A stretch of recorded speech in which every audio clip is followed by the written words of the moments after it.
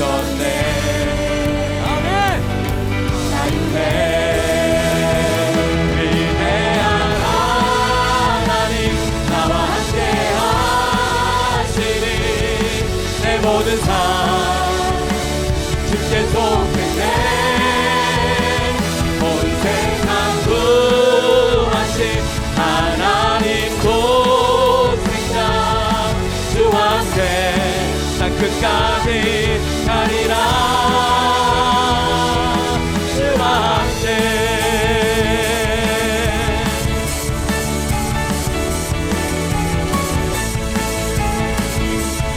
이제 한 번 더 소리 높여 찬양합니다.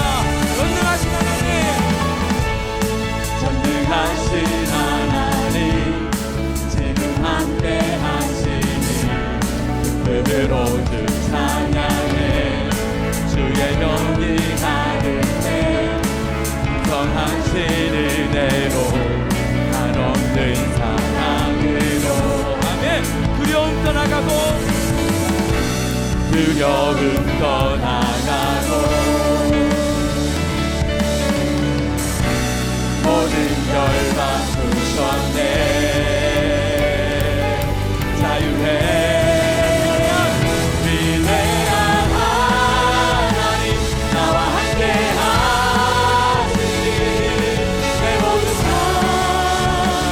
주께 속했네. 온 세상 구하신 하나님 독생자 주와 함께 땅 끝까지 가리라. 할렐루야. 주와 함께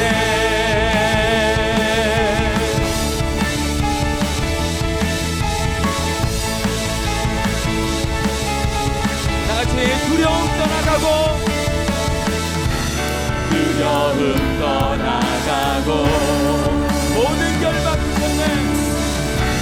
모든 결 바꾸셨네. 주와 함께 찬양해.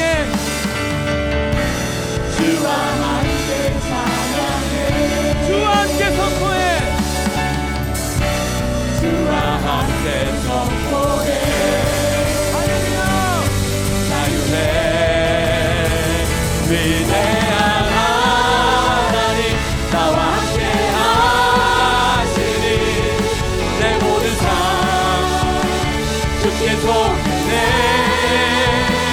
온 세상 구하신 하나님 독생자 주와 함께 땅 끝까지 가리라. 위대한 하나님, 위대한 하나님 나와 함께 하시니 내 모든 삶 주께 속했네. 온 세상 구하신 하나님 독생자 주와 함께 땅 끝까지 가리라. 주와 함께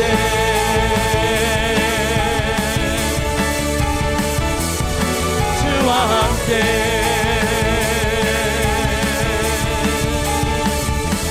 할렐루야. 전능하신 하나님, 위대하신 하나님 찬양합니다. 주님 높임을 받으시옵소서. 아멘.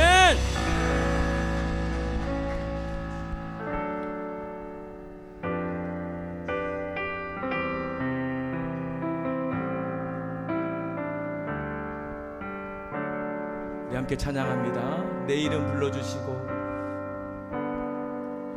내 이름 불러주시고 내 삶의 주인 되시는 내 맘의 노래 되시는 크신 나의 예수님. 내 이름 불러주시고 내 이름 불러주시고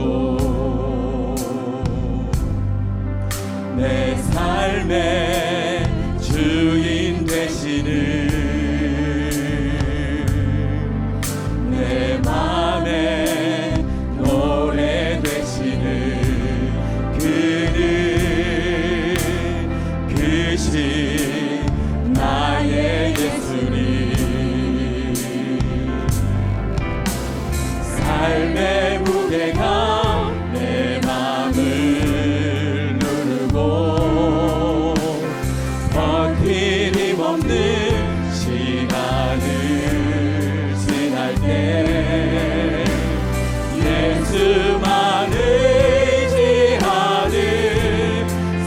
되기 원하네.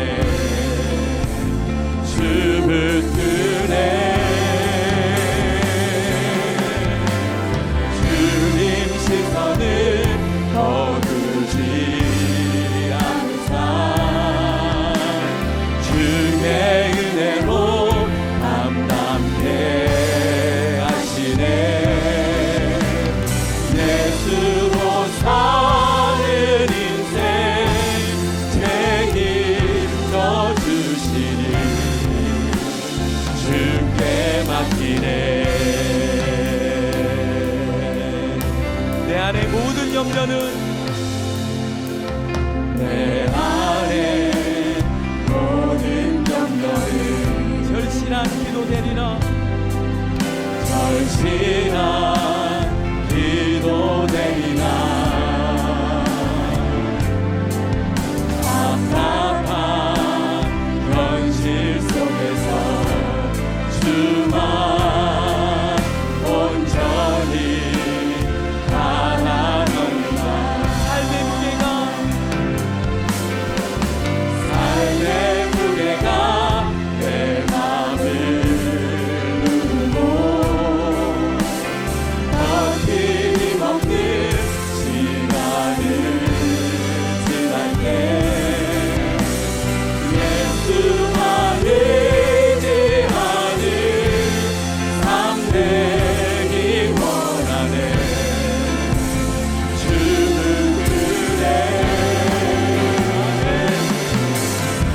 주님 시선을 거두지 않으사 주의 은혜로 담담케 하시네. 예수로 사는 인생 책임져 주시니 다시 한번 주님 바라보시면서 삶의 무게가 삶의 무게가 내 맘을 누르고 버팀임 없는 시간을 지날 때 예수만 의지하는 삶 되기 원하네. 주는 그래. 아멘. 주님 시선을 거두지 않으사 주의 은혜로 담담케 하시네. 예수로 사는 인생 책임져 주시니 주께 예수로 사는 인생 예수로 사는 인생 책임져 주시니 주께 아멘. 예수로 사는 인생 예수로 사는 인생 책임져 주시니 주께 맡기네.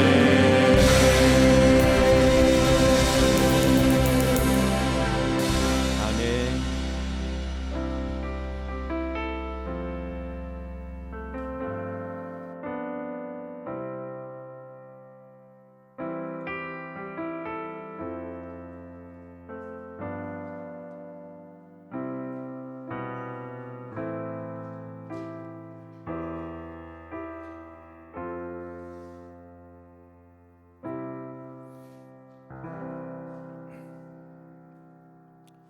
주님 은혜를 감사합니다. 지난 한 주도 은혜 가운데 지켜주셨다가 이렇게 예배의 자리로 나오게 하시니 감사드립니다.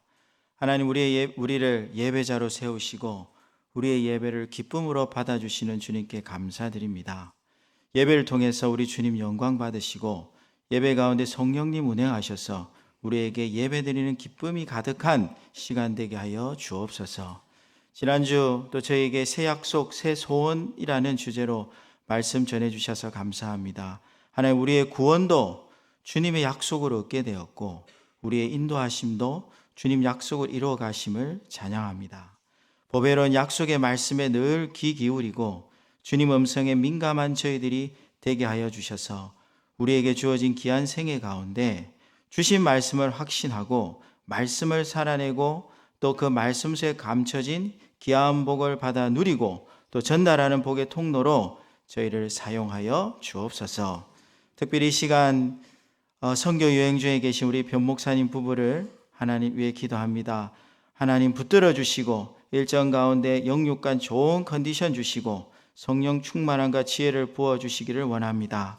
만나는 선교사들과 현지 형제 자매들 필요를 넉넉히 채우시고 격려하고 위로하는 시간 되게 하여 주옵소서. 또 선교지와 또 국내 개척 지부 또 예배드리는 기쁨이 넘치게 하시고 우리가 떨어져 있지만 주님 안에서 영으로 하나 되고 연합하는 귀한 시간 되게 하여 주옵소서. 또 오늘 말씀을 전하실 유 목사님 주님의 말씀을 풀어주실 때에 성령님 붙드시고 능력과 확신 가운데 주님의 말씀을 힘있게 선포하게 하여 주시기를 원합니다. 또 우리가 아멘하여 받아서 한 주 동안 넉넉히 이 말씀을 살아내는 복을 주시기를 원합니다. 오늘 예배의 시종을 주님께 의뢰합니다. 감사하고 예수님 이름으로 기도합니다. 아멘. 네, 반갑습니다. 네, 오늘 예배 나오신 여러분 진심으로 환영합니다. 오늘 제가 오는 길에 우리 그 상점에 그 간판이 하나 있는데요. 간판 이름이요, 꽃길만 걸어요, 이런 간판입니다. 그래서 제가 그 간판 볼 때마다 굴하다. 꽃길만 걷는 인생이 어딨냐, 그런 생각을 늘 합니다. 그런데 오늘 진짜 우리 교회에 오는 길은 정말 꽃길밖에 없는 것 같습니다.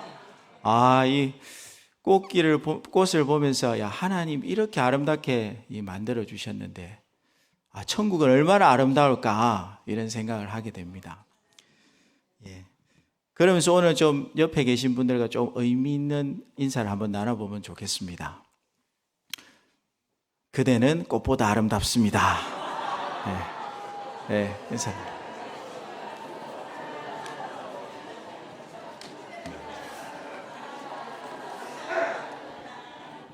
네, 광고 말씀 전해드리겠습니다. 오늘 세계로 선교 예배 오신 분들을 환영합니다. 특별히 오늘 새로 오신 분들 주위를 둘러보시면서 우리 큰 박수로 환영하겠습니다. 네.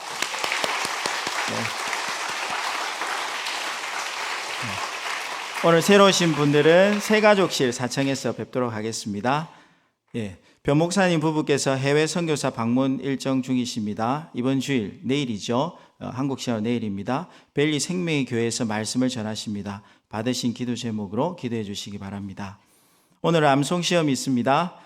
상세한 내용은 우리 목자 간사를 통해서 전달하였습니다. 고난주간 특별 새벽 기도가 4월 3일부터 8일까지 아침 5시 30분에 있습니다. 우리 강사님으로는 산성교회 원로 목사님이시고 전 부산 장신대 총장님이셨던 허원근 목사님 오셔서 말씀 전해 주시겠습니다. 아침 식사가 제공됩니다. 다음 주일 4월 1일부터는 성경부가 시작됩니다. 그리스도인의 확신 1과를 준비해 오시면 됩니다. 분반 편성표를 확정하여 전달하겠습니다. 새가족분들은 새가족실 4층에서 새가족 학교를 진행합니다. 우리 이종임 사모님께서 인도해 주시겠습니다. 성경부 시간은 1시 30분부터 3시까지입니다. 90분간 하도록 하겠습니다. 들어오실 때 은사별 봉사 신청서를 나눠드렸습니다. 작성하셔서 나가실 때 바구니에 넣어주시면 감사하겠습니다. 여러분들의 자원하는 섬김으로 하나님 나라와 공동체가 세워져 나갑니다. 주방은 우리 서창원 형제님 책임 맡아 섬깁니다. 목장별 팀별로 식사 신청을 받습니다. 추가 신청도 가능하고요. 성인은 3,000원, 학생은 2,000원 단품 메뉴로 제공하고요. 목장 모임 장소에서 식사하시면 됩니다. 지난주 설교 묵상 말씀 함께 읽도록 하겠습니다. 빌립보서 2장 13절 시작. 빌립보서 2장 13절 너희 안에서 행하시는 이는 하나님이시니 자기의 기쁘신 뜻을 위하여 너희에게 소원을 두고 행하게 하시나니. 아멘. 오늘 성경 본문의 말씀은 사사기 6장 1절에서 40절입니다. 성경을 펴두시고요. 오늘 분량이 좀 많아서 나중에 설교해 주실 때에 말씀을 같이 읽도록 하겠습니다.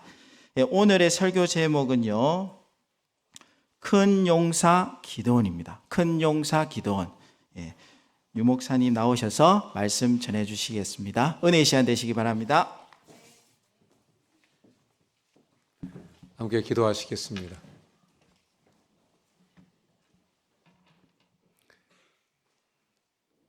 여호와는 내게 복을 주시고 너를 지키시기를 원하며, 여호와는 그의 얼굴을 내게 비추사 은혜 베푸시기를 원하며, 여호와는 그 얼굴을 내게로 향하여 드사 평강 주시기를 원하노라.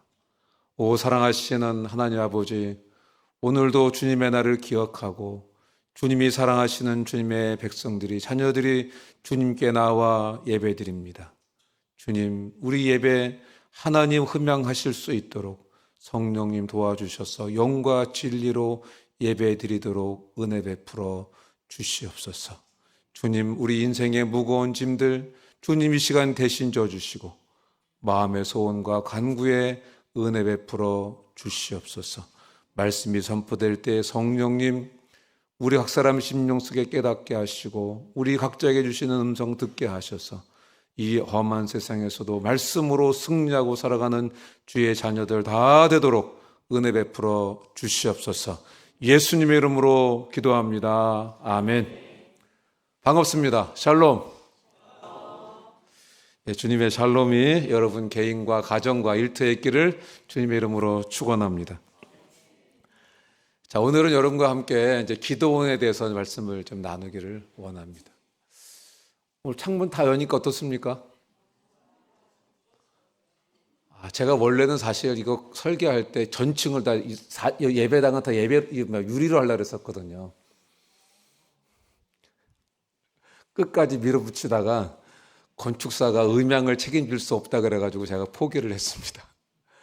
이게 참 전체가 유리가 되면 얼마나 멋있었을까 그 생각을 한번 하면서 아쉽지만 그래도 이렇게 열어놓으니까 좀 좋습니다. 자, 오늘 이제 기도원에 대해서 말씀을 나눕니다. 우리 하나님께서 이 기도원을 통해서 하나님 주시는 교훈과 은혜가 있기를 소원합니다. 1절은 이렇게 시작합니다. 이스라엘 자손이 또 여호와의 목전에 악을 행하였으므로, 또라고 1절은 기록하고 있습니다. 이스라엘 자손이 또 여호와의 목전에 악을 행했으므로. 여러분, 오늘 본문의 앞장 사사기 5장을 보면은요, 이제 하나님께서 여선지자 드보라를 통해서 40년 동안 이스라엘에게 평안을 주셨습니다. 얼마나 긴 기간입니까? 40년 동안 그 하나님께서 평안을 주셨습니다. 이스라엘에게.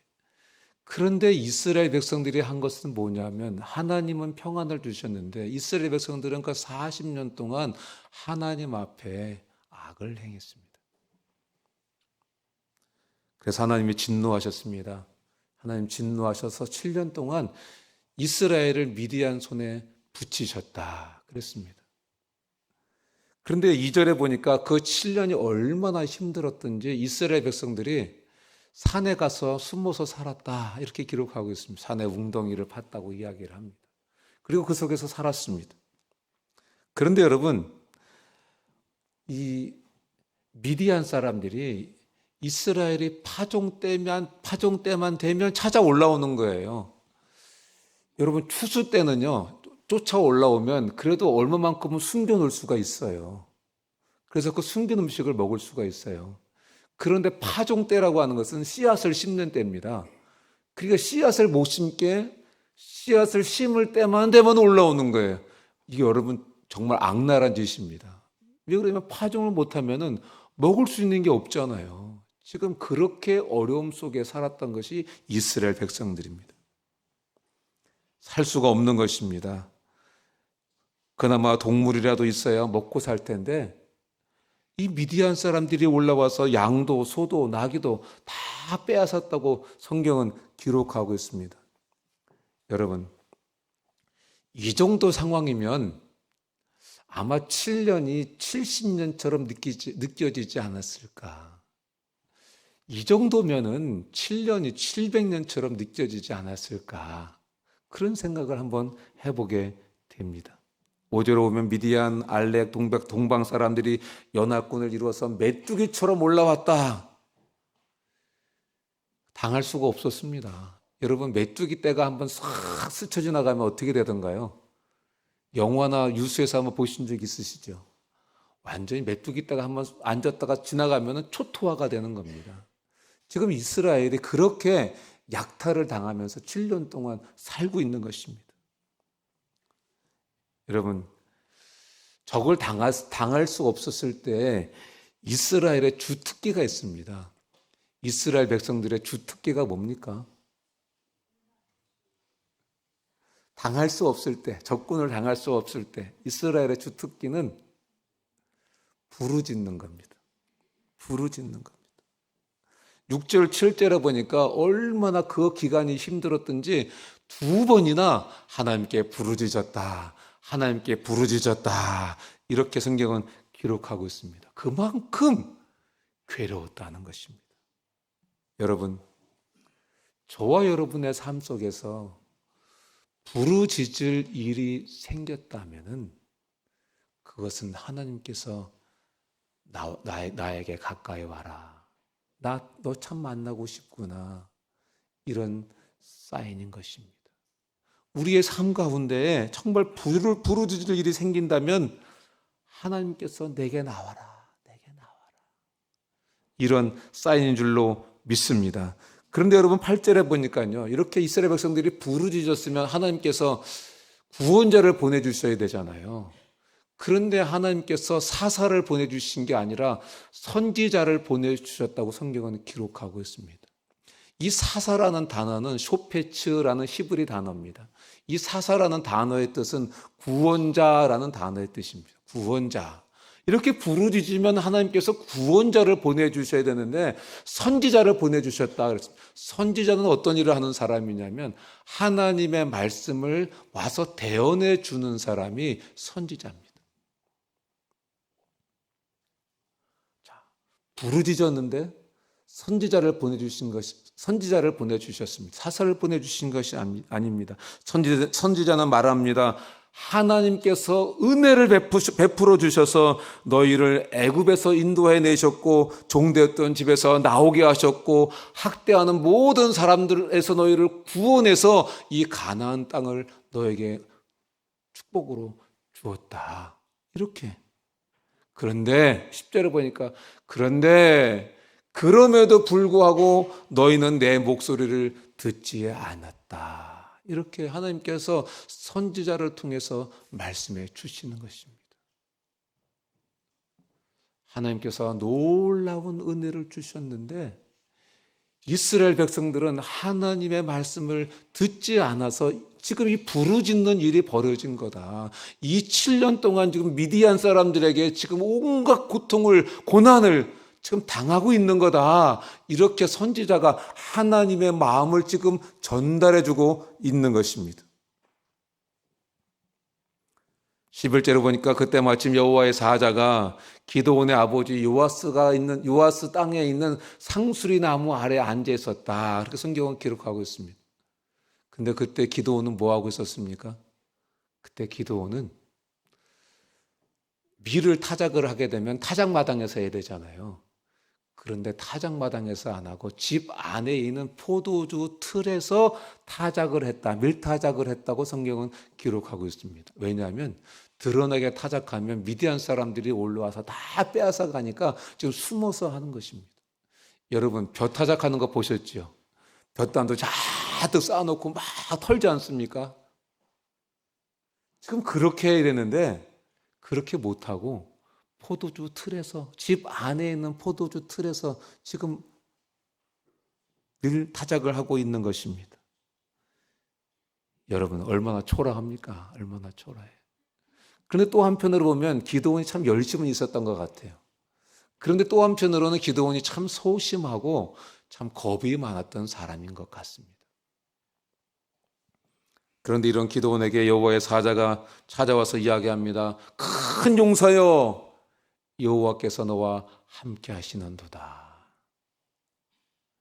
여러분, 기도원이 들었을 때 어떻게 들렸을까요? 이거 지금 놀리는 거 아니야?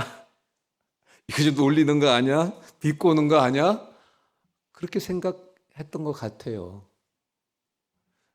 여호와의 큰 용사여, 이렇게 지금 큰 용사여 이렇게 지금 들을만 합니까? 지금 숨어가지고 무서워가지고 지금 포도주 틀에서 타작을 하고 있는데, 타작 어떻게 했겠습니까? 아마 제가 생각할 때는 나랄들을 하나씩 훑어내지 않았을까 이런 생각을 해봅니다.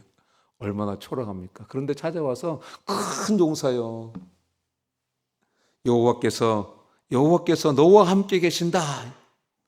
기도원이 13절에 보면 기도원이 기분이 나빴습니다. 오 주여, 여호와께서 정말 함께 하신다면 어떻게 이런 현실이 우리에게 주어질 수 있습니까? 내가 듣기로는 우리 조상들은 애굽에서 하나님의 기적 행하심으로 애굽에서 출애굽했다 그러고 가나안 땅에 들어왔다고 제가 들었는데, 그런데 그 기적을 행하시는 하나님, 그 살아계신다는 하나님, 그 하나님이 지금 어디 계십니까? 그 하나님이 지금 계신다면 우리가 이렇게 지금 죽을 고생을 하며 살 수 있겠습니까? 말씀 좀 한번 해보십시오. 그 이야기는요, 제가 생각할 때요, 조상들이 들려주는 동화책 같은 이야기입니다. 지금 이렇게 이야기를 했습니다. 지금 기도원이 항변을 한 것입니다. 이 기도원의 항변 속에 우리가 생각해 볼 수 있는 게 있습니다. 기도원의 삶이 그렇게 퍽퍽했구나, 참 힘들었구나, 그런 걸 생각할 수 있습니다. 또 한 가지는 기도원의 삶이 하나님과는 거리가 먼 삶이었구나. 신앙적으로는 하나님을 섬겼지만은 하나님과는 정말 멀리 있는, 조상들의 신앙과는 다른, 부모의 신앙과는 다른, 물론 본문에서는 기도원의 아버지 요아스도 우상 숭배를 했습니다. 우리 자녀들이, 우리 2세들이 아이 하나님 어디 계십니까? 이렇게 말하는 것과 일맥상통하는 것입니다.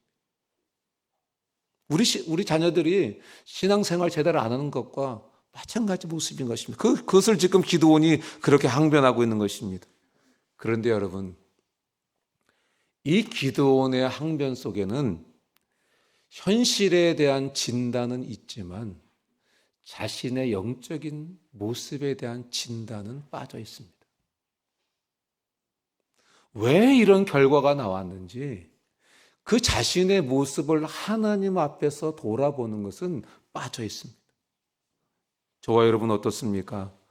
반복되는 어려움이 있으면 우리 자신의 영적인 삶을 돌아보기보다 하나님을 원망하고 있지는 않습니까? 14절에 보면 기도원의 항변을 들으신 하나님께서 곧바로 뭐라고 말씀하십니다. 그런데 하나님은 변명하지 않으십니다. 설명하려고도 하지 않으셨습니다. 하나님은 기도원에게 말씀하십니다. 너는 가서 내 힘으로 이스라엘을 미디안의 손에서 구원해라. 내가 너를 보낸 것이 아니냐? 이렇게 말씀하셨습니다. 기도원은 소심합니다. 기도원은 겁도 많습니다. 기도원은 두려움도 많습니다. 여러분, 그런데 그런 기도원이 가진 힘이 뭐가 있습니까? 지금 하나님이 뭐라고 말씀하셨습니까? 내 힘으로 가서 구원해라. 내 힘으로 가서 구원해라. 내가 너와 함께한다. 여러분, 기도원에 가진 힘이 무엇입니까? 기도원이 가진 힘은요, 하나님이 나와 함께 하신다는 것, 이것이 기도원의 힘인 것입니다.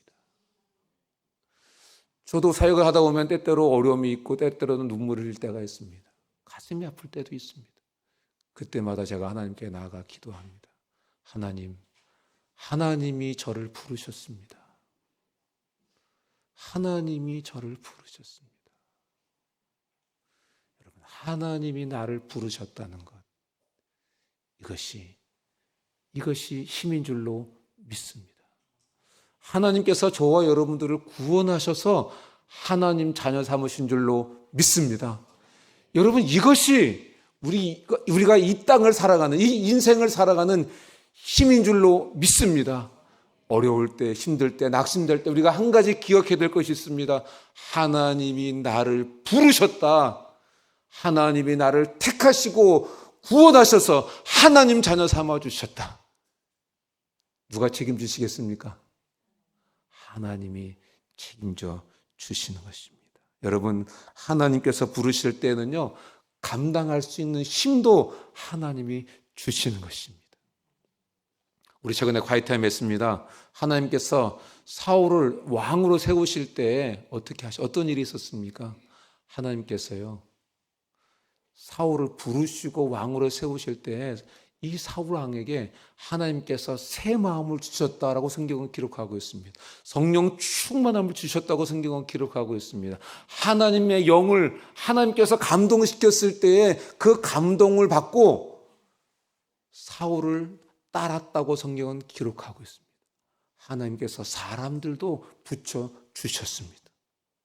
하나님은 부르실 때 감당할 힘도 주시는 하나님이신 것입니다. 15절에 보면은요, 이제 하나님께서 기드온에게 너는 가서 내 힘으로 이스라엘을 구원하라. 내가 너를 보낸 것이 아니냐. 이렇게 말씀하셨을 때 기드온이 이렇게 말합니다. 내 집은 므낫세 지파 중에 가장 약하고요. 우리 집은요, 저는요, 그 약한 집 안에서도 제일 작은 자입니다. 이렇게 고백했습니다. 이렇게 항변을 했습니다. 여러분, 여기서 우리는 하나님께서 왜 기드온을 큰 용사로 부르셨는지 우리 한번 살펴볼 수 있습니다. 우리 여러분 모세를 잘 알 겁니다. 모세는 애굽의 왕자였습니다. 한때 애굽의 왕자였습니다. 애굽의 왕자로 있으면서 최고의 권력을 누렸습니다. 애굽의 모든 학문도, 최고의 학문도 배웠습니다. 언변을 구비한 탁월한 지도력도 있었던 사람입니다. 그래서 그 사람은, 이 모세는 자기를 향해서 나야말로 이스라엘을 구원할 사람이다, 이렇게 생각했습니다. 하나님께서 나를 사용하실 거야, 이렇게 생각했습니다. 그런데 어떻게 했습니까? 하나님은 그런 모세를 쓰지 않으셨습니다. 도리어 모세는 혈기 충천해가지고 사람을 죽이고 살인자가 되었습니다. 언제 모세를 하나님께서 부르셨습니까? 광야 40년 동안 낮아지고 낮아졌을 때 하나님께서 이런 모세를 찾아가셨습니다. 찾아가시고 부르시고 애굽에서 이스라엘 백성들을 건지는 그 일에 모세를 사용해 주셨습니다. 여러분, 그때 모세가 보인 태도가 뭡니까? 하나님, 바로가 누구이기에 제가 거기를 갑니까? 하나님, 저는 말할 줄도 모르고요, 혀는 뻣뻣합니다. 하나님, 보낼 자를 보내십시오. 이렇게 고백했습니다. 뭐라고 고백한 것입니까? 저는 작은 자입니다. 저는 부족한 사람입니다. 하나님의 일을 하기에는 적임자가 아닙니다. 이렇게 고백한 것입니다. 여러분, 하나님께서 모세를 부르셨을 때 모세가 와우, 하나님, 사람 볼 줄 아시네요. 이렇게 한 게 아니다. 와, 하나님, 사람 볼 줄 아시네요. 제가 아니면 누가 하겠습니까? 누가 가겠습니까? 이렇게 하지 않았습니다. 여러분, 하나님께서 기드온을 찾아오신 것은요, 아마 겸손했기 때문에 찾아오신 것 같습니다. 겸손했기 때문에. 저도 신앙생활을 하면서 그래 생각해요. 능력이 많고 뭘 많이 알고 경험을 많이 했고 그게 하나님 쓰시는 게 아니더라고요. 제 자신을 봐도. 근데 제가 가만히 살펴보니까 하나님은 정말 겸손한 사람을 쓰시더라고요. 겸손한 사람. 기드온이 큰 용사인 까닭은, 큰 용사라고 하나님께서 불러주신 까닭은 자기가 작은 자임을 깨달았기 때문에, 자기가 작은 자인 것을 깨달았기 때문에 그렇습니다. 하나님은 겸손한 사람을 참 귀하게 여기시는 것입니다. 우리도 돌아갑시다. 스스로 작게 여기던 그 자리로 돌아갑시다. 사람이 나이를 먹으면 달라지는 것 같아요. 사람이 지식이 많아지면 달라지는 것 같아요. 사람의 명예가 높아지면 달라지는 것 같아요. 사람이 가진 것이 많아져도 달라지는 것 같아요. 여러분, 돌아갑시다. 예전에 낮추어져 있던 그 자리로 돌아갑시다. 하나님은 겸손한 자에게 은혜를 주신다, 이렇게 말씀하셨습니다. 하나님은 교만한 자를 대적하신다, 이렇게 말씀하셨습니다. 16절에 보니까요, 여호와의 사자가 기드온에게 말합니다. 내가 반드시 너와 함께 하겠다. 내가 미디안 사람 치기를 한 사람 치듯 하도록 내가 너에게 힘을 주고 너를 도와주겠다, 이렇게 말했습니다. 그런데 17절에 보니까요, 기드온은 그래도 여전히 주저하고 망설입니다. 그러다가 이제 말을 합니다. 하나님이 나와 함께 하시겠습니까? 하나님께서 나를 통해서 이스라엘을 구원하시겠습니까? 하나님, 그러면 은혜를 받고 싶습니다. 하나님, 그러면 은혜의 표징을 제게 허락해 주십시오. 18절에 보니까 기드온은 여호와의 사자에게 은혜를 받기 위해서 예물을 준비합니다. 여호와의 사자에게 말합니다. 제가 예물을 가지고 올 텐데 그때까지 여기 기다려 주시겠습니까? 여호와의 사자가 그럼 내가 기다려 줄게. 기드온이 가서 예물을 준비합니다. 염소 새끼 한 마리를 준비합니다. 가루 한 에바를 준비해서 그거를 가지고 무교병을 만듭니다. 여러분, 가루 한 에바라고 하는 것은 22리터를 의미합니다. 여러분, 여호와의 사자 한 명 먹기는 너무 많지 않습니까? 지금 그만큼 지금 마음을 다해서 여호와의 사자, 나 정말 당신으로부터 하나님의 은혜를 받고 싶습니다. 그러니까 지금 하나님의 은혜를 받고자 하는 마음이 있으니까 마음을 다해서 지금 예물을 좀 준비하고 있는 거예요. 염소 한 마리, 고운 가루 한 에바로 전병을 만듭니다. 고기를 소쿠리에 담습니다. 이제 양푼에다가 염소 삶은 국물을 담습니다. 그리고 여호와의 사자를 찾아갑니다. 여호와의 사자가 기드온을 보면서 이야기합니다.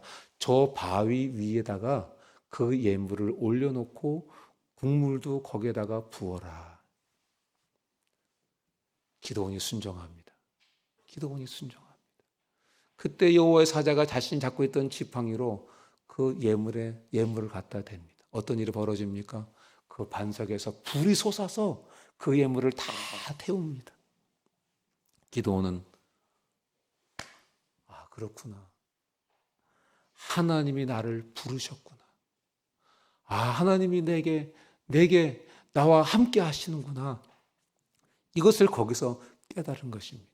그런데 기드온이 보니까 그 불꽃이 팍 일어나면서 예물이 탈 때에 이 사자도 사라지고 안 보이는 거예요. 22절에 보니까 기드온이 나를 찾아왔던 그 사람이 아니구나. 그분이 하나님이구나. 이것을 깨달은 것입니다. 그러면서 죽음에 대한 두려움이 찾아왔습니다. 이스라엘 백성들은 거룩에 대한 그런 상징적인 의미로 하나님의 얼굴을 보면 죽는다, 그런 생각을 하고 있었습니다. 그래서 이제 자기가 죽을 거라고 생각했습니다. 23절에 그런데 하나님이 나타나셔서 말씀하십니다. 너 죽지 않아. 너가 죽으면 어떡하냐? 너가 살아야 너를 미디안의 손에서 이스라엘 백성들을 구원할 거 아니냐? 너 죽지 않는다. 24절에 기드온이 그 말을 듣고 뭐를 합니까? 여호와를 위해서 단을 쌓습니다. 그리고 여호와 샬롬, 여호와는 나의 평강이라, 여호와는 나의 평화라, 여호와는 나의 안전이라, 이렇게 불렀습니다. 여러분, 구약 성경에 여호와의 사자는 신약의 성육신하신 예수님을 상징하는 것입니다.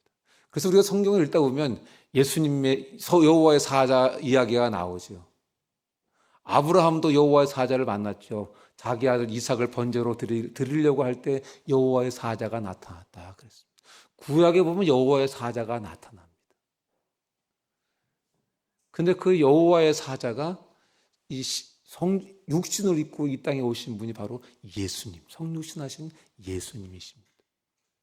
여러분, 여호와의 사자를 만난 기드온은 여호와 샬롬 그랬습니다. 여호와는 나의 평강, 여호와는 나의 평화, 여호와는 나의 안전 그랬습니다. 예수를 만난 우리도 여호와의 샬롬이 있는 줄로 믿습니다. 여러분, 우리에게도 여호와의 샬롬이 있습니다. 여러분에게 여호와의 샬롬이 있기를 주님 이름으로 축복합니다. 여러분의 가정에 여호와의 샬롬 있기를 축복합니다. 여러분의 자녀들에게 여호와의 샬롬 있기를 축복합니다. 여러분의 생업에, 여러분의 학업에 여호와의 샬롬 있기를 주님의 이름으로 축원합니다. 25절에 오면 그날 밤에 여호와께서 기드온에게 말씀하십니다. 아버지에게 있는 7년 된 소를 가지고 와라. 소를 잡아라. 왜 해필이면 7년 된 소일까요? 이스라엘이 지금 7년 동안 미디안에게 온갖 고통을 당하고 있잖아요. 그 7년이 이제 끝날 것이라고 하는 것을 상징적으로 지금 말씀해주고 계시는 것입니다. 7년 된 소를 끌어와라. 그리고 아버지가 섬기던 바알 제단을 헐고 그 곁에 있는 아세라 신도 찍어버려라. 여러분, 이 바알과 아세라는요, 풍요의 신입니다. 풍요의 신. 그러니까 이 기드온의 아버지가, 이 요아스가 하나님도 좀 섬기고 있지만 세상에서도 좀 잘 돼야 되겠다는 생각을 가지고 풍요의 신을 섬긴 거예요. 그 시대는 농경사회잖아요. 그리고 농사가 잘 돼야 되는 거예요. 그런데 이 바알은요, 이슬을 주고 비를 내리는 신이라고 믿었어요.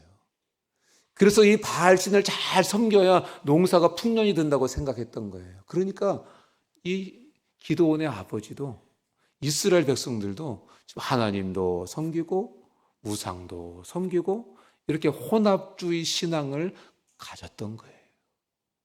여러분, 우리는 어떻습니까? 어떤 목사님이 얘기하기를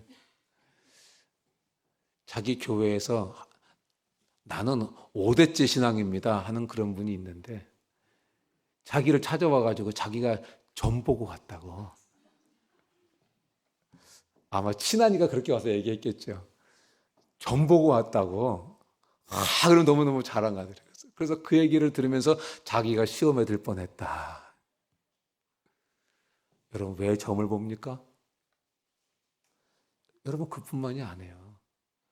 우리는요, 돈이 최고야 이런 생각이 은연중에 있어요. 우리 한번 점검해 봅시다. 돈이 최고입니까? 하나님이 최고입니까? 정말입니까? 예, 여러분, 이게 중요한 거예요. 똑같은 거예요. 우리는 지금 부처 앞에 가서 절은 안 하지만은 맘몬이라는 이 돈을 섬기는 사람들이 많아요. 돈을 하나님만 섬겨야 되는데 이 돈이 있어야 내가 이 세상을 살아갈 수 있다는 생각을 하는 분들이 많이 있어요. 물론 돈이 있어야죠. 그런데 우리가 보기보다 맘몬을 섬기는 사람들이 많아요. 돈을 벌기 위해서 예배도 안 드려요. 돈을 벌기 위해서 하나님 섬기는 건 우습게 생각해요. 여러분, 그게 지금 이스라엘이 고통하는 이유입니다. 7년 동안 지금 미디안 손에서 고통하는 이유가 바로 그것입니다. 26절에 보면은요, 여호와께서는 소를 잡아 찍어낸 아사라 목상으로 번제를 드리라고 했습니다. 그 이유가 뭡니까? 이제는 우상 숭배를 끊어내야 된다고 지금 말씀하고 계시는 것입니다. 그러면 기드온에게 요구됐던 게 뭡니까? 아버지의 집과 불화해야 된다는 것을 지금 하나님께서 요구하고 계시는 것입니다. 여러분, 아버지가 섬기는 그 바알 신상을, 그 제단을 무너뜨리고 아세라 목상을 찍어버리면 여러분 어떤 일이 일어나겠습니까? 아버지하고 그 집안에서 어떤 일이 일어나겠습니까? 저희 집사람이 예수님 처음 믿고 집에 가서 그 부적이 여기저기 붙어 있어서 가족들이 없을 때, 있을 때는 못하고 없을 때 다 뜯어내서 버리고 얼른 부산으로 도망왔대요. 여러분, 기드온에게 요구됐던 것이 바로 아버지 집과 불화를 일으켜야 된다는 것입니다. 예수님도 마태복음 10장 34절에서 말씀하십니다. 내가 세상에 화평을 주러 온 줄로 생각하지 마라. 화평이 아니요 검을 주러 왔노라. 마태복음 10장 36절도 말씀하십니다. 사람의 원수가 자기 집안 식구리라. 여러분, 때때로 우리가 하나님 뜻대로 살지 못하는 이유가 어디 있습니까? 집안 사람들 때문에 그럴 때가 많잖아요. 집안의 평화를 위해서 여러분 믿음을 포기할 때도 있잖아요. 그런데 여기서 하나님이 기드온에게 요구하시는 것이 뭐냐 하면은 거룩한 불화. 거룩한 불화를 지금 기드온에게 요구하신 것입니다. 26절에 보면 그래서 산성 꼭대기에서 숫소를 잡고 찍어낸 아세라 목상으로 번제를 바칩니다. 이 말씀에서 주시는 교훈이 뭡니까? 우상은 아무것도 아니다는 것입니다. 우상은 아무것도 아니다. 여러분, 우상은 아무것도 아닙니까? 아멘서 여기서만 나네요. 여러분, 우상 아무것도 아닙니까? 아멘입니까? 아멘. 27절을 보겠습니다. 기드온은 이제 자기 종 10명을 데리고 하나님의 명령을 수행합니다. 그런데 아버지의 가문과 동네 사람들이 두렵습니다. 그래서 아무도 안 볼 때 밤에 몰래 합니다. 28절을 보니까 다음날 아침입니다. 성읍 사람들이 나와 보니까 아세라 제단이 무너져 있습니다. 바알 제단이 무너져 있습니다. 아세라 목상이 찍혀져가지고 지금 재로 변해 있습니다. 새롭게 만든 제단이 하나 있는데 거기에 보니까 숫소가 지금 번제로 타고 있습니다. 29절에 보니까 성읍 사람들이 누군지 찾고 있습니다. 누구야 이거? 나 가만 안 놔둔다. 왜 그랬을까요? 아마 바알과 아세라가 자기들에게 해코지를 할까 봐 두려워서 그렇게 했겠죠. 이거 누가 이랬어? 잡히게만 하면 내가 죽여버린다. 죽인다. 여러분, 여기서 우리가 알 수 있는 게 있어요. 이스라엘 백성들이 지금 미디안에 7년 동안 고통 당하면서 하나님께 부르짖었는데요. 정작 그들은 회개는 하지 않았다는 것입니다. 회개했으면 어떻게 할까요? 와, 기도 짱이야! 이렇게 했을 텐데 지금 회개를 안 하고 지금 괴로우니까 살려달라고 하나님께 부르짖고는 있는데 회개는 안 한 거예요, 지금. 이제 기드온이 죽게 됐습니다. 그런데 여러분, 여기서 놀라운 일이 벌어졌습니다. 바알과 아세라 우상을 섬기던 그 아버지가 기드온 편을 드는 거예요. 놀랍지 않습니까? 기드온 편을 드는 거예요. 같이 이놈 새끼 어딨노? 이렇게 해야 될 텐데 지금 기드온 편을 드는 거예요. 여러분, 잠언 16장 7절을 말씀하십니다.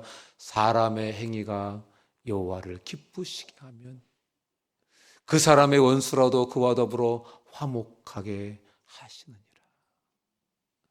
여러분, 사람 두려워하면은요 겁쟁이 돼요. 사람 두려워하면, 사람 의식하고 살면 비겁한 사람 돼요. 여러분, 그런데요, 하나님 중심으로 하나님을 기쁘시게 하는 삶을 선택하면은요 하나님이 그 원수라도 더불어 화목하게 해주시겠대요.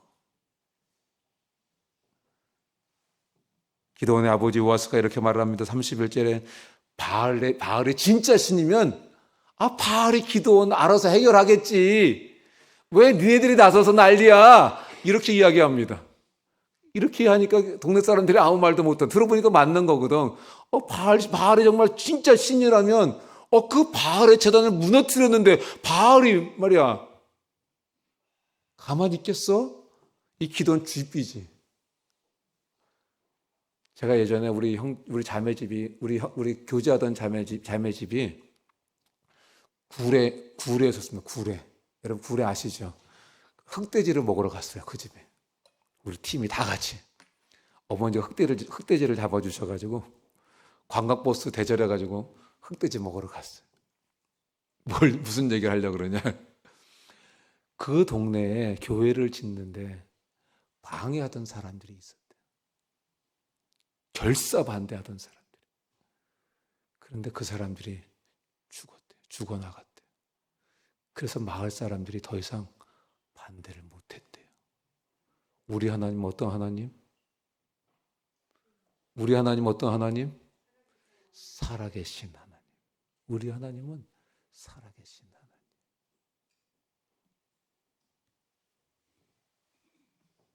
자, 그날 32절을 보니까 기드온이 별명을 얻었습니다. 바알세불이다 하는 별명을 얻었습니다. 바알세불이라는 뜻은 바알과 싸우는 사람이다. 이름을 얻었습니다. 바울과 싸우는 사람, 위대한 사람이라는 별명을 얻게 됐습니다. 여러분들도 다 이런 위대한 이름 갖게 되기를 주님의 이름으로 축원합니다. 33절에 보겠습니다. 그때 적들이 아마 이 기드온이 새롭게 사사로 임명됐다는 소식을 들어서 그런지는 모르겠지만은 이 미디안 사람들이 이제 치러 올라와서 진을 칩니다. 여러분, 이전 같으면 이렇게 하면은 어떻게 해야 됩니까? 이전에 미디안 사람들이 막 쫓아올라오고 아말렉 사람들이 쫓아오면 어디로 도망갔습니까? 산으로 도망가고 산으로 숨고 그랬잖아요. 지금도 그렇게 해야 되는 거 아닙니까? 숨고 도망가고. 그런데 여러분 34절에 보니까 그때에 하나님의 영이 임했다. 하나님의 영이 임했다. 여러분, 하나님이 부르셨으면, 하나님이 함께 하시면 하나님이 책임져 주신 줄로 믿습니다. 하나님의 영이 임했다. 하나님의 영이 임했다. 우리가 어려울 때, 우리가 힘들 때 성령께서 우리를 도와주실 줄로 믿습니다. 그게 중요한 거예요.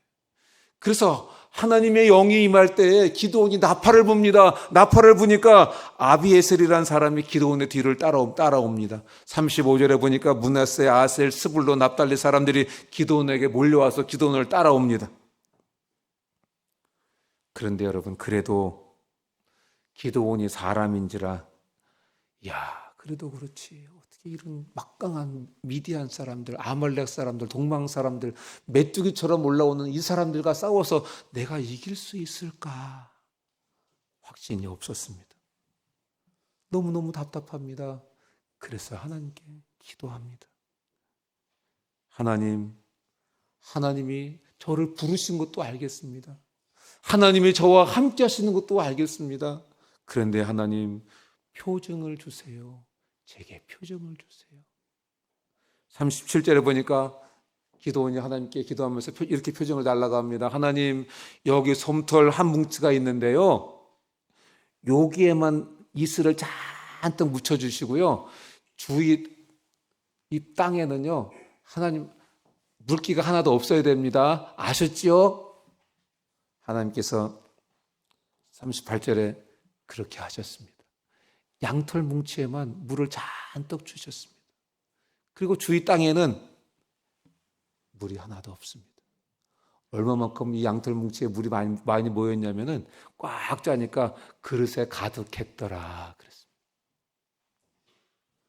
그런데 여러분, 기드온이 또 하나님께, 하나님 죄송합니다. 이번만 한 번 더 구하겠습니다. 하나님 이번에는요 양털 뭉치를 이렇게 가만 놔둘 테니까요 이 양털 뭉치는요 뽀송뽀송하고요 주위에 있는 타작마당에만 비를 잔뜩 적셔 주십시오. 얼마나 어려운 얘기를 지금 요구하고 있습니까? 양털 뭉치에만 물을 주시는 것도 힘든데 여기는 가만히 있고 땅만 적셔달라는 게 얼마나 더 어렵습니까? 그런데 40절에 보니까 그 다음날에 보니까 거기도 그렇게 됐습니다. 그런데 여러분, 기드온이 양털 뭉치에 임하는 하나님의 은혜를 구한 이유가 뭘까요? 앞에서도 잠깐 말씀드렸지만 여러분 기드온의 입장에서 보면은요 기드온은 너무 연약한 거예요. 너무 형편없는 거예요. 자신의 모습을 볼 때에 저런 미디안과 저런 아말렉과 저런 동방 사람들과 메뚜기 떼처럼 몰려오는 사람들과 어떻게 내가 싸워서 이겨? 나는 농부인데. 그러니까 이길 확신이 서지 않는 거예요. 승리할 수 있다는 답이 없는 거예요. 하나님께서 계속 말씀하시지만 여러분 양은 어떤 동물입니까? 양은 아주 약한 동물이죠. 뿔도 없습니다. 힘이 없는 동물입니다. 그런데 지금 이 양털은 뭘 상징하는 것이냐면 나약하고 연약하고 부족한 기드온을 상징하는 것입니다. 하나님, 저는 나약한 사람입니다. 하나님, 저는 연약한 사람입니다. 하나님, 저는 정말 부족한 사람입니다. 하나님, 하나님의 은혜를 제게 주세요. 은혜가 있어야 하나님 제가 싸울 수 있습니다. 하나님 주시는 은혜가 없으면 제가 싸울 수 없습니다. 그랬더니 하나님께서 그 양털에 이슬의 은혜를 잔뜩 부어 주신 것입니다.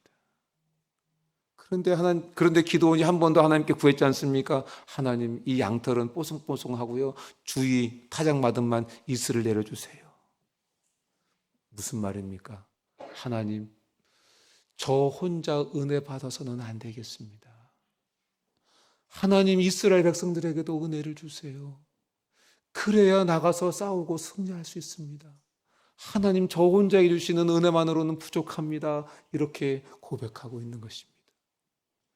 여러분,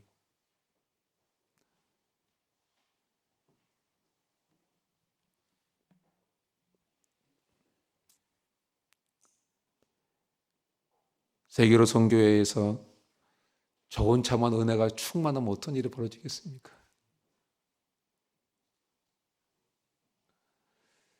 여러분의 목장에서 목자분만 은혜가 충만하면 어떻게 되겠습니까?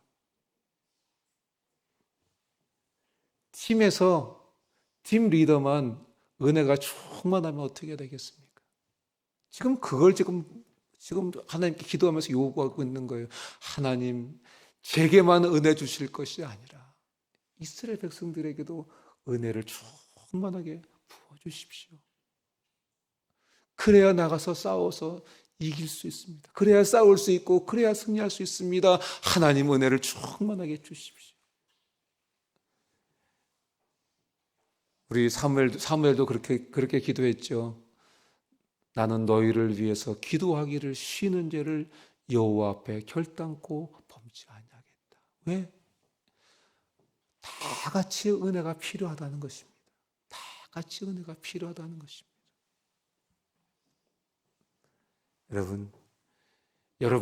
여러분 개인에게 하나님의 은혜가 충만하기를 주님 이름으로 축원합니다. 여러분의 가정에 하나님의 은혜가 충만하기를 축원합니다. 여러분의 자녀들에게 하나님의 은혜가 충만하기를 축원합니다. 여러분의 생업에 하나님의 은혜가 충만하기를 축원합니다. 캠퍼스 사역에, 틴틴 사역에, 주니어 사역에, 목장 사역에 주님의 은혜가 충만하기를 축원합니다. 여러분, 그런데요. 하나님께서도 저와 여러분들에게 은혜의 표징을 주셨습니다. 하나님께서 저와 여러분들에게 주신 은혜의 표징이 뭘까요? 십자가입니다. 십자가. 내가 너와 함께한다. 내가 십자가로 너를 불렀다, 내 아들로. 내가 이 십자가로 너를 의롭다고 칭했다. 이 십자가로 너는 내 기쁨이다. 이 십자가로 하나님께서 저와 여러분들이 은혜 받았다고 하는 표징을 주신 것입니다. 여러분, 우리가 무엇을 바라봐야 되겠습니까? 하나님께서 우리에게 주신 은혜의 표징, 그 십자가를 바라봅시다. 그럴 때 하나님의 샬롬이 우리에게 임하게 될 것입니다. 하나님의 평화, 하나님의 안전, 하나님의 평강이 우리에게 임하게 될 것입니다. 하나님이 부어주시는 은혜로 오늘의 아말렉과 미디안을 이기는 하나님의 큰 용사들 다 되시기를 주님의 이름으로 축원합니다. 우리 들은 말씀 생각하면서 우리 함께 기도하시겠습니다. 오 하나님 아버지, 우리는 연약합니다. 우리는 약합니다. 우리는 부족합니다.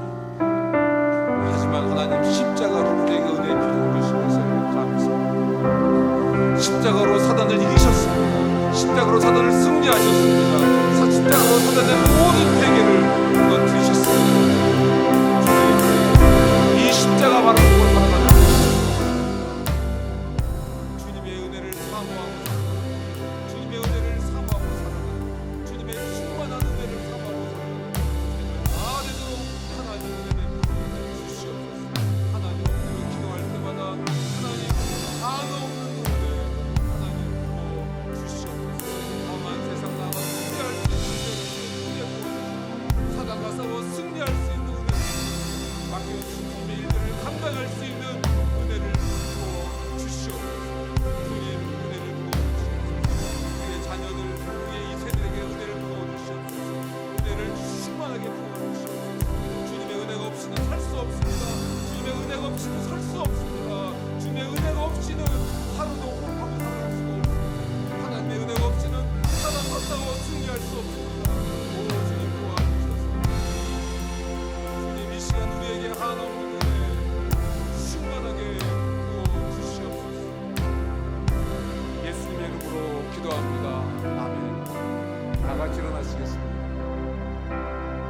주 예수의 은혜를 내려주사 또 충만케 하옵소서. 네 주리고 목마른 나의 맘에 주 성령을 부으소서.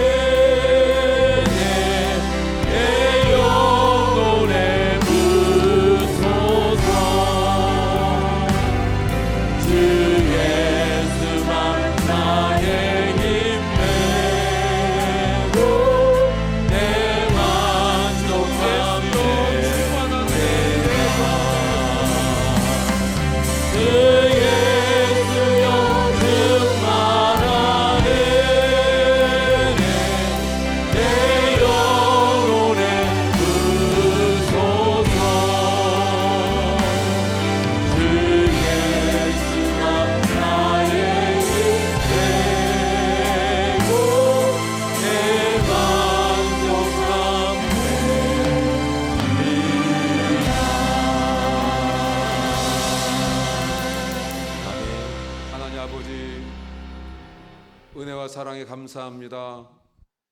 우리를 너무너무 사랑해 주시는 것 감사합니다.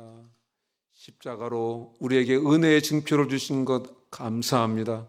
우리의 신앙이 흔들릴 때마다 이 십자가 바라보게 하시고, 우리의 삶에 은혜가 필요할 때 이 십자가 바라보고 승리하는 저희들 다 되도록 은혜 베풀어 주시옵소서. 하나님 아버지, 참 주님께 귀한 예물을 드렸습니다. 주님 드린 손길을 기억해 주시고, 주님 약속하신 대로 인생의 창고에 쌓을 곳이 없도록 축복해 주시고, 이 예물이 사용될 때 하나님 홀로 영광 받아 주시옵소서. 지금은 우리 주 예수 그리스도의 크신 은혜와 하나님 아버지의 극진하신 사랑과 성령님의 교통으로 충만하심이 오늘 예배에 참석한 한 분 한 분 위에 지금부터 영원토록 함께 계실지어다. 아멘. 하나님 너에게 복을 주시니